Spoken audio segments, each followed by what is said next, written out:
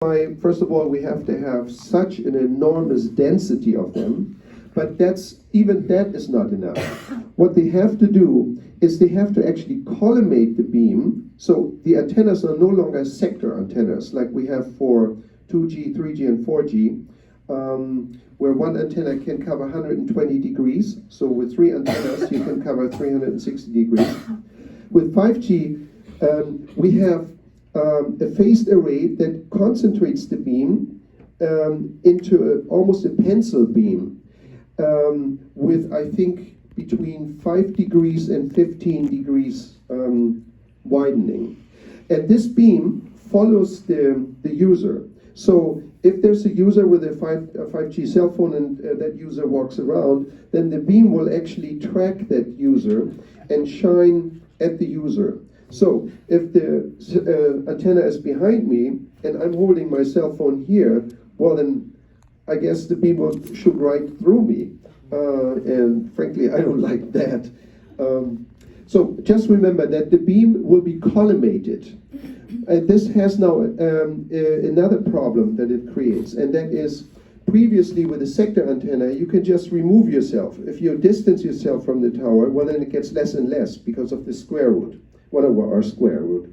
But if the beam is collimated, then wherever you are and the beam hits you, distancing yourself from the tower is not as effective. So just keep that in mind. Yeah, and then of course it's a very large frequency spectrum that's covered. And here's another problem. We predict that people will get sick because we know already they have been gotten sick from 2G, 3G, and 4G. Most of them don't even realize it unless they remove themselves, and then all of a sudden they can sleep better, they can think better, and so forth. And once they get back to the cities, then all the malaise started again. So, but with 5G, I'm afraid that there will be a slew of health problems. And then people will eventually, after a long time of misdiagnosis, they will say, well, am I being hit with 5G? And then they will know, well, how do I measure 5G? And that is actually not so simple. Once you go to the higher frequency, the equipment gets very, very expensive. And typically, military-grade equipment does it because these are frequencies that are typically been used by the military and Air Force and yeah, that's military, and industrial applications. So Beverly and I set out to see if we can design a consumer-grade 5G meter. And we brought the first prototype here. It doesn't go to the high frequencies, but hopefully it will show you a little bit of what these devices put out. Yeah, just to tell you how expensive the military equipment is, it's around $100,000. And even the rental of it is $1,000 a month. We looked into it because we found out the city of Oakland wasn't keeping any records of any measurements. You know, we asked for this. This is the right to know. And we got nothing. Apparently nobody measured anything in terms of the existing installations. Oh, it's not just the price. Even if somebody gives you a piece of equipment like that, it's a box about this big, and it comes with a manual this thick, and you probably need a course to even operate it. So it's really quite difficult to properly access the 5G radiation.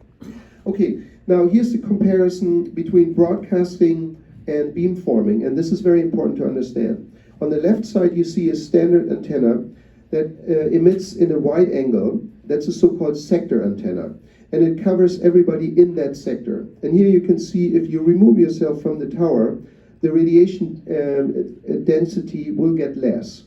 Now on the right side, you see a so-called phased array antenna that can produce a narrow angle pencil beam, and that will actually hop around as it serves multiple users at the same time, and it will hop around very quickly. So each user will think that they get constant service, but in reality the service is really broken up into tiny little chunks. So the beam will jump around, and the beam will be collimated, and that is the so-called beamforming that is new for 5G. Here you see the beamforming, and I'm harping a little bit on it because it's so important, because with beamforming, the argument of distancing yourself from the antenna is not completely void, but it's becoming much more troublesome than with sector antennas. On the left side, you see a simulation of what is happening. Notice the red main beam, but notice also the large number of side lobes. So even if you have a narrow beam shooting at one user, the antenna will also produce these side lobes. So if somebody is standing next to the antenna and is not using 5G, this person will be hit by the side lobes. And this is just serving one user. Skip that, no.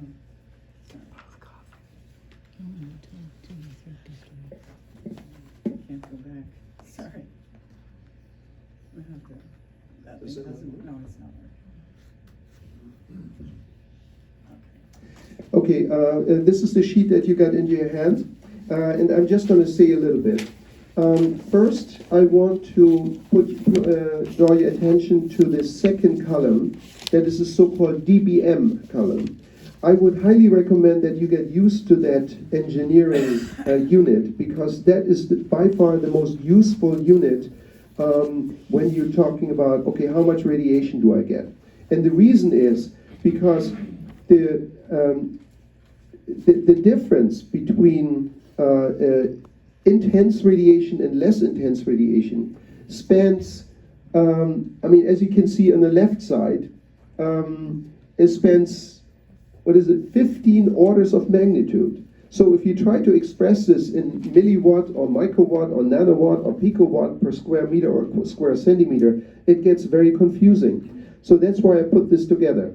So I highly recommend that you get used to the DBM scale. And on the left side, you have the multiples of the natural background. So the natural background is minus 115 dBm. That's decibel per milliwatt. That's what this means. And right now I measured, this room is at minus 30 dBm. So we are about 300 million times above natural background. So some people often ask me, okay, if I put my cell phone against my head, well, I know I got radiation, but what if I use air tubes and I put my cell phone on here, or I use speakerphone? Well, then I have to ask. I can measure, and I can tell you the numbers.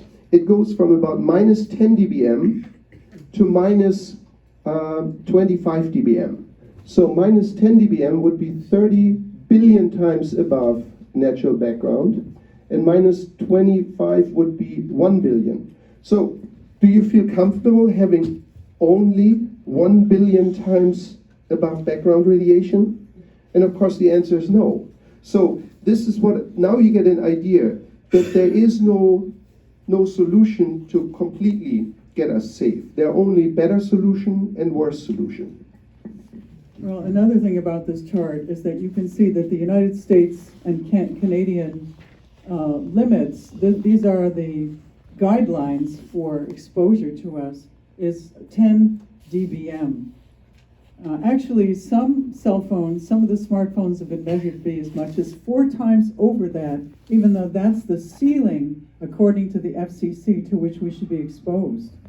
So even the industry is not abiding by it, and nobody seems to be concerned. You know, nobody's measuring these things, but we should be. And look where China, Russia, and Switzerland are. They're orders of magnitude lower. When I've lectured on this topic once in Bulgaria, suddenly I had a slew of reporters, the television, the newspaper, etc. People there were interested and worried about the blood study that I did and the results that I found. And presto, I was suddenly, you know, in the news. Here, you know, there's hardly any interest in what I do, maybe because we live so close to Silicon Valley that's so fond of their toys. But our limits of exposure are the highest in the world, and they're based on only tissue heating. In other words, holding a cell phone to your head or in your pocket shouldn't be heating your tissue. You will feel a little heating of the ear, but it's not from the microwaves. But in any case, there are subthermal effects of these waves.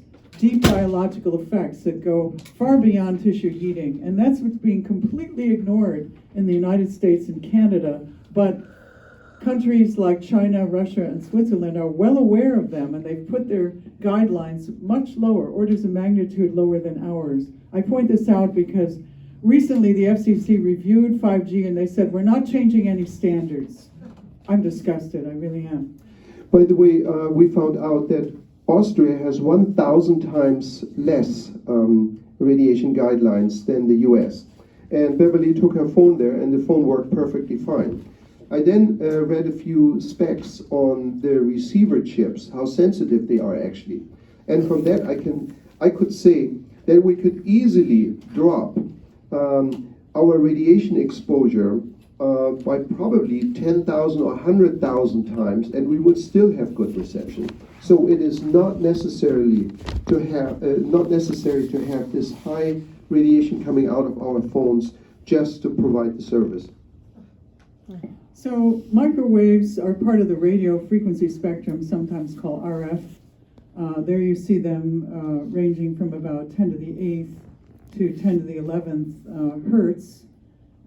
Just below terahertz, and actually millimeter waves are between microwave and terahertz. So just so you know where the 5G is, it's the upper end of microwaves and then bordering the terahertz region. Of course, the terahertz is that scanner in the airport where you go like this and it supposedly unravels your DNA. I don't recommend it. I never go through that scanner. I always get a pat down because I'm concerned about constant, travel in airports and constant exposure to these things. Here's another aspect to this radiation, and that is it's digital.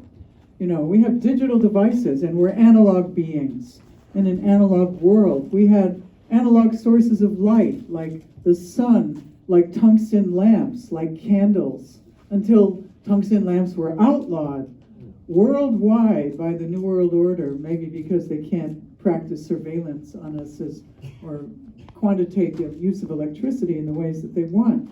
So we're used to a continuous spectrum that's always on and then gently changing over time. That's the solar spectrum. But with digital devices, these things are pulsed on and off, like a smart meter. Like, we're going to show you that with the demo later on, so you're going to get an idea that you're exposed to something completely unnatural to your being. Because as analog beings, we find it extremely jarring to be exposed to pulses. For example, you like the room lights either on or off. You wouldn't like it if I stood at the light switch and went on, off, on, off, on, off, on, off, on, off, on, off. You wouldn't like it at all. You would say, stop, stop, turn it either on or off already. Well, but we're constantly exposed to signals that are turning on and off in lickety-split fractions of seconds. My mic not working? No, it's fine. All right, here's this chart of the spectrum that is allocated in the United States and in other Western countries is probably looking similar. So you can see how crowded it is. There's subsequent ones. Okay. And then, Okay, here, yeah. Let me go back.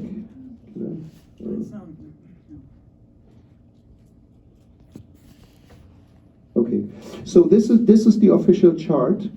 Notice it spans a very large range. You can it's too small to see. I'm going to blow it up a little bit. So this is blown up, and now I'm going to blow it up into the frequency range that 5G is using. And the red bars, can you see I overlaid some red bars?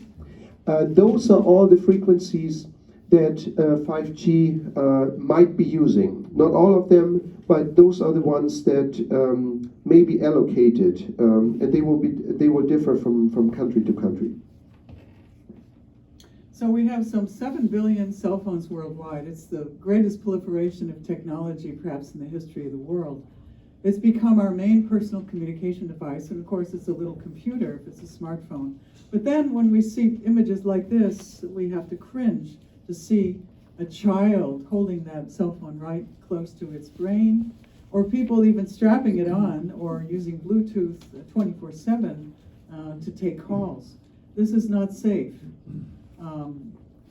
So what happens when you put a cell phone in your head? Well, this shows the differences between children and adults, because children have a very thin skull. It's 0.5 millimeter thick, the bone, and so the radiation can penetrate essentially the entire brain in the case of the 5-year-old. The 10-year-old, less penetration, a little bit thicker, and the 2 millimeter skull in the adult, there's less penetration. But there still are cancers. There's glioblastoma. There's a famous case of a lawyer. Look up Jimmy Gonzalez on YouTube. Jimmy Gonzalez. He's a lawyer who suffered 3 cancers. He used his cell phone extensively in his business. He had cancer of the palm of his hand. He had cancer of something in his circulatory system from storing the cell phone in an inner pocket of his suit jacket. And then he got a glioblastoma from holding it to the brain, which took his life, and he was only in his late 40s. But he tells this very, very eloquently, as only a lawyer can, making it clear that these things are not safe and cause cancer. So, in fact, the World Health Organization recognizes that as a weak carcinogen, but it should really be bumped up to a human level carcinogen. So here's thermography, use of the cell phone, well, before and after using a cell phone, how areas do get heated up. And, you know, I talk to people who've had cancers of salivary glands. I mean, these things were unheard of before we were using cell phones and holding them to the head. And if you were to read the manual on your cell phone, which is tucked deep into the bowels of your cell phone, if you can find it, it will say, do not touch the cell phone. Keep it always an inch from your body. Well, who's doing that? Even texting involves touching it. And most people are not putting it on a table. They're using it on the body. They're storing it on the body, and it's on, and they're totally unconscious about it. Or they're having the Wi-Fi or the Bluetooth function rolling all the time. And those things are emitting signals all of the time, on and off, like that light switch I told you. Very impossible for your body to adapt to. So here's another thing. When you hold something near your head, you're actually disturbing the blood-brain barrier, which is a barrier that prevents certain molecular weights and certain toxins from getting into the brain. Suddenly, microwaves are damaging this barrier, and chemicals that were not meant to be in your brain are getting in there and causing damage. So this may be implicated in, for example, how vaccines may be involved in autism, but it may be a 1-2 punch, because children are now given cell phones at a young age, or they have a potty trainer where it has Wi-Fi on it, and chemical toxins, for example, the mercury and the adjuvants, the pro-inflammatory chemicals in vaccines are then entering the brain and causing inflammatory responses, which then may be implicated in autism. So the microwaves may be implicated in these disorders. It isn't so simple as just toxins, and it may be a 1-2 punch. And yet activists are often working in their respective domains. You know, there's R.F. Kennedy Jr., very busy on the mercury, and only recently he got involved in 5G. I noticed that he's involved in a lawsuit on that. But for many years he was harping about the mercury in vaccines. And then there were the 5G people, or the 4G activists, and not thinking about the chemicals. So these whole things are interrelated in terms of playing havoc in our bodies. So we have no safety standards. Everybody says, well, aren't there standards set by the government? No, there are no standards. There are only guidelines. That's the term they use, because they know that there's no safety standards, for one. And if you really want to hear a great discussion on this topic, I recommend the YouTube videos by Dr. Barry Trower, who did microwave weapon research in the UK for many years. He's retired, but he's come out as quite a whistleblower on this whole area of microwave exposure, because he'll say safe for whom and when. You know, what age, whether someone's pregnant or not, how many years of exposure, how they store the cell phone near them on the body. And of course, we have no clue about cumulative dosage. We know that all radiation has cumulative effects on the body, whether it's X-rays or whether it's radio frequencies. but nobody's paying attention to the radio frequencies. We're not wearing a dosimeter. Oh, also, we often heard over the last 20 or 30 years that the science is inconclusive whether radio waves cause problems with biological systems. That, unfortunately, is actually, it's a lie. Because the first ones who found out that there are problems goes back to the 1920s, the so-called ham operators. They had 2 kilowatt transmitters on their roofs and they got sick. It was actually then labeled the radio operator sickness. Later, when ships used strong communication systems, the sailors on deck got sick. Then during World War II, when radar came online, especially the military, which uses a lot of communication and strong communication, they found that their sailors would become incapacitated when the radar was turned on deck. So the captains knew they could only have the radar or the sailors on deck, but both could not work together. So the military was actually one that was initially interested in finding out what is the deal here. How do electromagnetic waves interfere with biological systems and so forth? And by the way, if you dig a little deeper on the internet, you will actually find declassified material, not just from the US, but also from the USSR, where they did extensive studies, not to protect the public, but to protect their own soldiers. And that literature is extremely revealing. So these are some common images of people using tablets, computers, and you know, they're all, these youngsters and these pregnant women are the really the most sensitive to this radiation. There's nothing more sensitive than a developing organism in biology to toxins or radiation, and we can expect great changes in the future humanity if we continue this exposure. Even now, people talk about learning styles and development of children. Experts in that say already the way we're using these things in schools, because the tablet has replaced a real physical tablet and a pen or pencil that children are now using even in kindergarten. And it's downright dangerous to be exposed to that level of Wi-Fi. And so we really should outlaw it. I believe some schools in France have outlawed this in schools, but the United States thinks we should have everyone wireless, and that's advanced, and it's really deleterious for our health. So